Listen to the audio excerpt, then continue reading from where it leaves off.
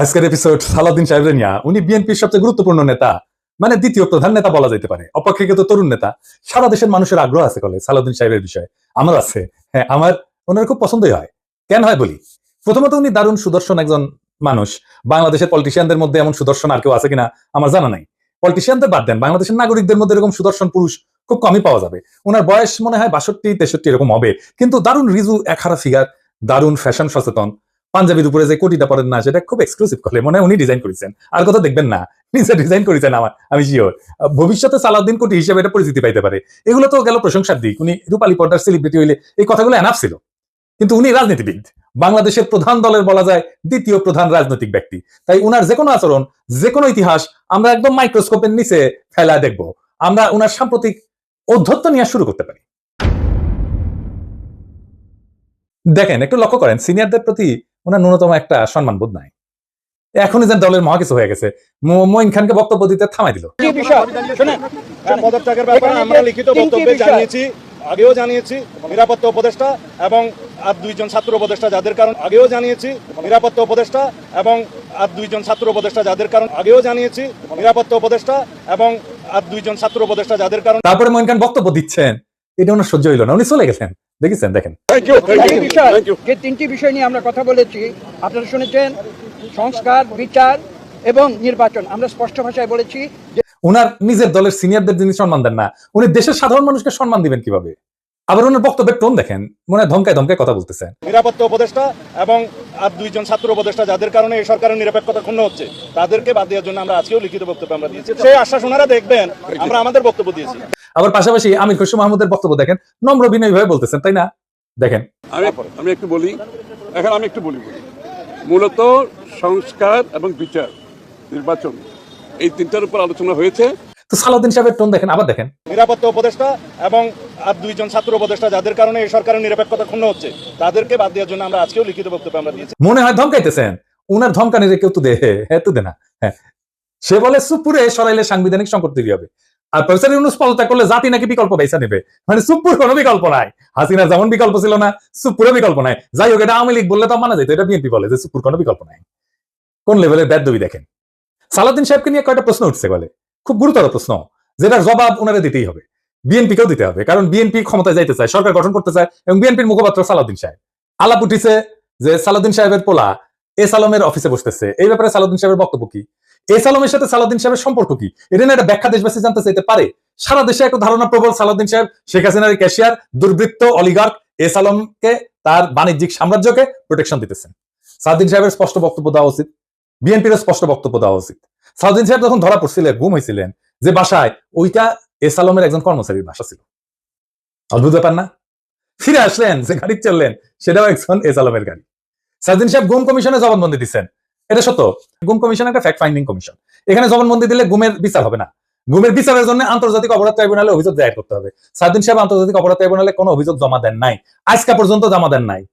এটা নিয়ে ইলিয়াস বলছিল, ইলিয়াসকে কি গালাগালি সবাই, ইলিয়াস তো ভুল বলে নাই।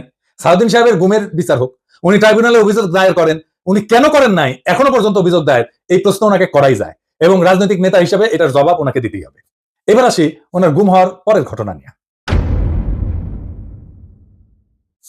ওনার গুমের বিষয় নিয়ে প্রশ্ন তুললে ইলিয়াস তাসনিম খান লিখছে, বিএনপি নেতা সালাউদ্দিন আহমেদ র্যাবের হাতে বলপূর্বক অন্তর্ধানের শিকার হয়েছিলেন, ব্র্যাকেটে গুম। বিএসএফ এর মাধ্যমে তাকে বর্ডার ক্রস করে Indian national investigation agency NIA এর হাতে তুলে দেওয়া হয়। বাংলাদেশ এবং ইন্ডিয়ান রাষ্ট্রীয় বাহিনীর হাতে বলপূর্বক অন্তর্ধান এবং এক্সট্রাঅর্ডিনারি রেন্ডিশনের একজন সার্ভাইভারকে নিয়ে যারা কুৎসিত প্রোপাগান্ডা করছো, তাদের উপরে মজলুমের লানত। হ্যাঁ, ঠেলায় পড়লে নাকি বাঘের ধান খায়। আর পার্টিকুলার তাসনিম খলিল ঠেলায় পড়লে ইসলামী ভোকাবুলারি ইউজ করে, লানত ইউজ করেছে। যার জন্য ইউজ করেছে তারে ধন্যবাদ, ইলিয়াসের কারণে হাজার হোক, লানত শব্দটাতে ইউজ করেছে। সালাউদ্দিন সাহেবের গুমের বিষয়ে আমরা সবসময় কথা বলছি, সবাই, ইলিয়াসও বলছে, সবসময় ওনার পক্ষে দাঁড়াইছে, ইলিয়াসও দাঁড়াইছে, আমাদের সকলের সহমর্মিতা আছে, সমবেদনা আছে। কিন্তু গুম পরবর্তী সময় ওনার কিছু কাজকর্ম প্রশ্নের উদ্বেগ করছে, যার জবাব ওনাকে দিতে হবে, কারণ উনি পলিটিশিয়ান। যাই হোক, উনি গুম হয়েছেন, এটার কারণে ওনাকে কোনো ইন্ডেমনিটি দেওয়া তো সম্ভব না, সম্ভব না। যাই হোক, এই প্রসঙ্গে বিস্তারিত না যায়, আমরা সালাউদ্দিন সাহেব গুমের পরে কেমন মজলুমের জীবন কাটাইছেন সেটা একটু দেখি। এটা শিলং এর সানরাইজ গেস্ট হাউস, ওইখানে সালাউদ্দিন সাহেব ছিলেন, হ্যাঁ, পুরো সময়টাই। রিভিউ ভালো, ভালো প্রপার্টি, মাশাআল্লাহ। শিলংয়ে কেউ বেড়াতে যেতে চাইলে থাকতে পারেন, দেখেছেন, দেখেন কি সুন্দর জায়গাপত্র, দেখেছেন। এখানে সব ব্যবস্থা ভালো, ভিতরে যেখানে সালাউদ্দিন সাহেব দর্শনার্থীদের লুঙ্গি পরে দেখা দিতেন সেটার ছবিও আছে, মিলাই দেখে নিয়েন। অতি আনন্দময় সফরের নিশ্চয়তা দিলাম, বিফলে মূল্য ফেরত দেওয়া হবে। আমরা কলে এই সানরাইজ গেস্ট হাউস কোনো পয়সা করে দেয় নাই বিজ্ঞাপনের জন্য, ফ্রি করলাম আর কি। পরিবেশটা সুন্দর না, কোনো হয়েছে আছে? হ্যাঁ নাই। এখানে কিন্তু পুরো সময়টাই কাটিয়েছেন। উঠেছেন মে মাসের 2015 সালে। তার 2 মাস পরে ডেইলি স্টার এই রিপোর্টটা ছাপে তিনি কেমন আছেন। এটা একটা বিলাসবহুল গেস্ট হাউস, রিপোর্টেই কইছে 4টা বেডরুম, উনি 2টা রুম ভাড়া নিছিলেন, কিন্তু থাকতেন একাই। দেখেন রিপোর্টে বলা আছে, অন্তত এই রিপোর্টে তাই বলতেছে। কিচেন আছে, খুব চমৎকার ড্রয়িং রুম আছে, ফায়ার প্লেস আছে, সবুজ লন আছে, পিসের সবুজ লন, এটা দেখে দেন। এইটা সে লাইব্রেরি আছে, বার আছে, তাতে মদ জাতীয় পানীয় আছে। সাদিন সাহেব একা একা খেলেন, হাঙ্কার এনে দিয়েছে, খাবেন না, কিছু করলাম নাহিনি। তাইলে সাদিন সাহেব একটা কথা কই, যে সত্যেন্দ্রনাথ দত্ত আছে না, ওনার মদিরা মঙ্গল নামে একটা প্যারোডি আছে, ওই যে ডিএল রায় বঙ্গ আমার জননী আমার ধাত্রী আমার দেশ, একটা গান আছে না, ওইটা দিয়ে এটা একটা প্যারোডি বানিয়েছিলেন, মদিরা মঙ্গল। উনি কইছিলেন মদ্য আমার, পানীয় আমার, শরাব আমার পেগ, কেন কোম্পানির নজর দিল গো, কেন হলো গো ডিউটি পেগ, মানে ডিউটি বেড়ে গেছিল তো উনি মনের দুঃখে প্যারোডি লিখেছিলেন। তারপরে লিখেছেন নিরামিষেই যকৃতটা শুধু বৈরাগী সম পড়িছে শেখ, রাগ্গি আমার, মাগ্গি আমার, ভাগ্যি আমার পেগ। হ্যাঁ, আপনাদের প্রিয় রঠা মানে রবি ঠাকুর, মানে বিএনপির প্রিয় তো রবি ঠাকুরের একটা গান বলি আর কি।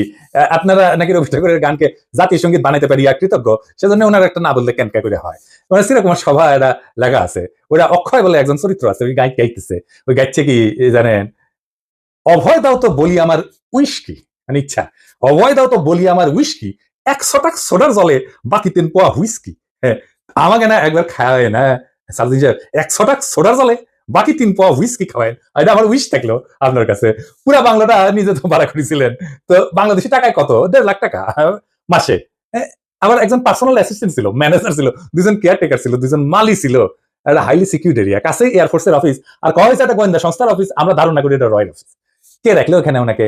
উনি অনুপ্রবেশের দায় গ্রেপ্তার হয়েছিলেন, উনি তো চাকরি করতেন না ইন্ডিয়াতে, উনি ইন্ডিয়াতে রাজনৈতিক আশ্রয় পান নাই, ওনার এই সুপার ফ্যাবুলাস লাইফস্টাইলের টাকা কে দিছে, টাকা কে দিছে, উনি আয় করেন নাই, তাহলে টাকা কি বাংলাদেশ থেকে পাঠানো হয়েছে হুন্ডি করে?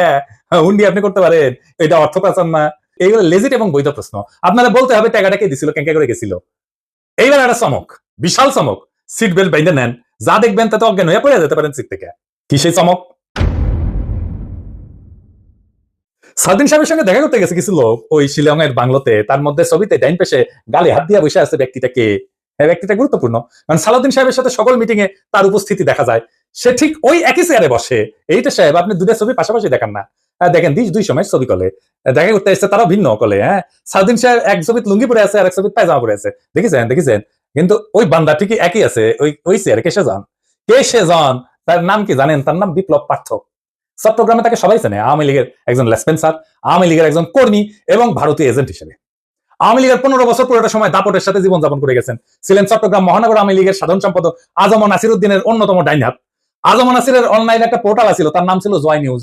জয় নিউজের সাংবাদিক হিসেবে দীর্ঘদিন কাজ করেছিল এই বিপ্লব পার্থ, মাশাআল্লাহ। কিন্তু এইসব পরিচয়ের বাইরেও তার একটা বড় পরিচয় আছে।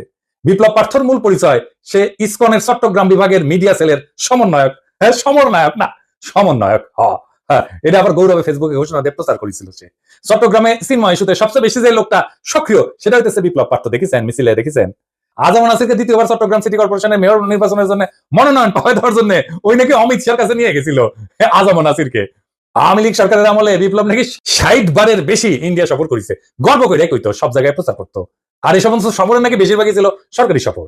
তার পাসপোর্ট যাচাই করা হোক, তার প্রমাণ মিলবে। ইমিগ্রেশনে খোঁজ নেন, দেখেন কয়বার গেছিল। এটা পুলিশের কাজ, গোয়েন্দা সংস্থার কাজ। কেন একজন ব্যক্তি এতবার ভারত সফরে গেল, সেটা নিশ্চয়ই কারণ আছে, অনুসন্ধান করে এই রহস্য উদ্ধার করা হোক। এতদিন আওয়ামী লীগ হইলেও, এত সাজলেও আওয়ামী লীগ সাজলেও, 5ই আগস্টের পর হঠাৎ করে রূপ বদল করে বিএনপি হয়ে গেছে। সব প্রোগ্রামে যায় বিএনপি, একসময় সাংবাদিকতা করলে এখন পুরোপুরি বেকার করে, ওখানে কাজ করে না। তো শোনা যায় আর কি যে ওক নাকি রয় ঢুকাইছে বিএনপির মধ্যে, এবং বিএনপির সমস্ত তথ্য ভারতে পাচার করার জন্য। এমন একজন বিতর্কিত সেন্সিটিভ লোক ফ্যাসিবাদী সরকারের সময় কয়েকবার দেখা করছে সালাউদ্দিন সাহেবের সাথে। কি কারণে? সালাউদ্দিন সাহেবকে তো কইতে হবে, কেন সে সব মিটিং এ থাকে। 5ই আগস্টের পর বিপ্লব পার্থ শেল্টার হইতেছে, গডফাদার হইতেছে বিএনপির আরেক স্থায়ী কমিটির সদস্য আমির খসরু মাহমুদ চৌধুরী। দেখেন ওর সাথে, দেখেন খালি ঘুরে বেড়ায়, স্বীকৃত, এটা প্রকাশ্য এবং স্বীকৃত। অথচ গত 15 বছরে ছাত্র দল এবং যুব দল করা হিন্দু সম্প্রদায়ের প্রচুর লোক আছে চট্টগ্রামে, তারা কাছে দিতে পারে না আমির খসরু মাহমুদের। তাদেরকে বাদ দিয়া লীগের দালাল ভারতীয় এজেন্ট বিপ্লবকে জন্মাষ্টমীর নাম দিয়া চট্টগ্রামের রাজনীতিতে থিতু করার চেষ্টায় মরিয়া খসরু এবং সালাউদ্দিন চক্র। ছবিতে দেখেন বিপ্লব পার্থ মোদির সাথে ছবি দেখেছেন, মোদির সাথেও ছবি, সালাউদ্দিনের সাথেও ছবি, ইসকনের চিন্ময়ের সাথে ছবি, ইন্ডিয়ান হাই কমিশনের সাথে চট্টগ্রামের বিভিন্ন ইভেন্টের ছবি। এবার বুঝেছেন তো আমির খসরু কেন অমিত শাহের সামনে জুইটা প্রণাম করতে যায়? কানেকশন বুঝেন? আমির খসরু, সালাউদ্দিন, ইসকন সব বরাবর। আর আরেকটা ইস্যু আছে, সেটা হইতেছে মরাল ইস্যু। আমার স্কুলের বড় ভাই ডাক্তার ফিরোজ খুব ভালো ছাত্র ছিলেন, ডাক্তারি শেষ কইরা উনার ক্যারা উঠেছিল, উনি পলিটিক্স করবেন, খালেদা জিয়ার অ্যাসাইনমেন্ট অফিসার ছিলেন, খুব দাপুটের নেতা ছিলেন বিএনপির। শুনতাম উনি নাকি দুর্নীতি করে ফাটাই ফেলিছে। তারপরে শুনি 111 পর অস্ট্রেলিয়াতে গেছে। একটা ছোট্ট ঘরে 2 মেয়ে সহ পুরা পরিবার নিয়ে থাকতেন, ওই একই ঘরে থাকা ঘুমানো। নিজে নাইট গার্ডের চাকরি করেছেন ডাক্তার হিয়া। হারিস চৌধুরী সিলেটের জমিদার বংশের ছেলে ছিল, রাজনীতি করে এসে সব হারিয়েছিলেন। 111 পরে থাকতেন পান্থপথে, খুবই দিনহীন ভাবে, পরিচয় লুকায় মারাও গেছেন, পরিচয় লুকায় বেওয়ারিশ হিসাবে তাকে দাফন করা হয়েছিল। নিরাপত্তার কারণে পেট চালানোর জন্য চাঁদনি চকে কাপড়ের দোকানে কর্মচারীর কাজ করতেন, সেরা পাঞ্জাবি পড়তেন, রিক্সায় চড়ার পয়সা ছিল না, হাইটে যেতেন। মির্জা ফখরুল নিজেই বলছেন এই আওয়ামী লীগের আমলে বিএনপির নেতা কর্মীরা বাড়ি ছাড়া হয়ে ঢাকায় এসে রিক্সা চালায় উনি কান্দিছিলেন, ফ্যাস ফ্যাস করে কান্দিছিলেন। আর আপনি সালাউদ্দিন সাহেব রাজার হালে থাকেন, শিলংয়ে লজ্জা লাগে না সালাউদ্দিন সাহেব? আপনার ভারতে থাকার টাইমে সকল খরচা কিভাবে করেছেন জাতিকে জানাইবেন, ইসকনের সাথে আপনার কি সম্পর্ক সেটাও জানাবেন, জাতির এটা জানার অধিকার আছে। 1975-এ সোহরাওয়ার্দীর বডিগার্ড জয় বাংলা হয়ে যাওয়ার পরে বেশ কিছু বছর কাটাল রানী ইন্ডিয়া ছিল, সেখান থেকে বাংলাদেশে ফিরে আমাদের উপরে স্টিম লোডার চালাইছে, ফাঁসিবাদের সাথ দিয়ে আবার ভারতে পালায় গেছে। অনেকে বলে হাসিনা পালায় যাওয়ার পরে সালাউদ্দিন নামের এই বিএনপির নেতাকে ভারত বাংলাদেশে পুশব্যাক করে দিছে। এতদিন আসতে পারেননি উনি, তারপরে 1 সপ্তাহ যায়নি হাসিনা পড়ছে ওনারা পেটে দিল, আগে পাঠাচ্ছিল না। কাকতালীয় ভাবে জীবনের বড় একটা সময় হাসিনার চেয়েও বেশি সময় ভারতেই ছিলেন। তো এই সালাউদ্দিন সাহেব ইদানিং হাসিনার মতো উদ্ধত ভাবে কথাবার্তা বলা শুরু করেছেন, সামনে ওনাকেও সম্ভবত আমরা হাসিনার প্রতিবেশী হিসেবে ভারতে দেখতে পাবো, মাশাআল্লাহ। সালাউদ্দিন সাহেব, মানুষ আপনারা ইন্ডিয়ান মাল বলে, আপনি শুনেন না, কিন্তু ক্যামেরা ঠিকই শুনে। এই যে দেখেন আপনারা কয় ইন্ডিয়ান মাল আসিছে। একজন নেতার চেহারা, পোশাক, স্টাইল, ফ্যাশন এই সমস্ত ইতিহাসের পাতায় জায়গা করে নেয় না। ইতিহাস মনে রাখে নেতৃত্বের সততা, আত্মত্যাগের পরিমাণ, আর সেই নেতার অবস্থান দুর্দিনে কোথায় ছিল। সালাউদ্দিন আহমেদ নিঃসন্দেহে গুমের শিকার হয়েছিলেন, সেই সময় দেশবাসী তার জন্য কাঁদছে। কিন্তু একজন মজলুম যখন বিলাসের চাদরে নিজেকে মুড়ায় ফেলেন, যখন নিজের গুমের বিচার আন্তর্জাতিকভাবে দাবি না কইরা তার রাজনৈতিক মূলধন বানায় ফেলেন, তখন প্রশ্ন ওঠেই। এবং এই প্রশ্ন তার ব্যক্তিগত না, সমগ্র বিরোধী দলের নৈতিক ভিত্তির উপরে আঘাত আনে। বিএনপিকেও বুঝতে হবে সরকার বদলানোই রাজনীতি না, আদর্শ, ত্যাগ এবং গণমানুষের বিশ্বাস অর্জনই রাজনীতির মূল সোপান। আর সেই বিশ্বাস অর্জনের পথে সবচেয়ে বড় বাধা যদি হয় নিজের দলে থাকা সদ্য ভুক্তভোগী, ছায়া সুবিধাভোগী কিংবা 21 শতকের গেস্ট হাউস রেভলিউশনারি, তাহলে শাসক পরিবর্তন হইলেও শাসন ব্যবস্থা বদলায় না। সালাউদ্দিন সাহেব, আপনি যদি সত্যিই গণতন্ত্র চান, তাহলে সাংবাদিকের ধমকানো বন্ধ করেন, দলের সিনিয়রদের সম্মান করেন, জাতীয় ঐক্যের প্রতীক প্রফেসর ইউনূসকে তার যোগ্য সম্মান দেন, সম্মান নিয়ে কথা বলেন। আমরা চাইলে আর একটা প্রফেসর ইউনূসের মতো ফিগার পাবো না, চাইলে বটতলার উকিল হাজারো চুপ্পু পাওয়া যাবে। এসালমের ছায়া থেকে বেড়ায় আসেন, আর সাহস থাকলে আন্তর্জাতিক অপরাধ ট্রাইব্যুনালে গিয়া বলেন আমি ঘুমাইছিলাম, বিচার চাই। কারণ মানুষ আর একজন হাসিনা খুঁজতেছে না, তারা খুঁজতেছে এমন একজন নেতা যে প্রহসনের মুখোশ পইরা ট্র্যাজেডিকে উপহাস করে না। মানুষ ইতিহাসের পুনরাবৃত্তি চায় না, তারা ইতিহাস বদলাইতে চায়। তাই সিদ্ধান্ত আপনার সালাউদ্দিন সাহেব, আপনি ইতিহাস হবেন না আর একটা ব্যঙ্গাত্মক পুনরাবৃত্তি হবেন। আপনি বিশাল নেতা, আমরা অতি ক্ষুদ্র পিঁপড়া, কিন্তু মহাকালে যখন আমরা কেউই থাকবো না, সেই সময় এই ভিডিও থাকবে, প্রশ্নগুলো থাকবে, ইতিহাস জানবে। কেউ কেউ প্রশ্ন জারি রাখছিল, কেউ কেউ সবকিছু মেনে নেয় নাই।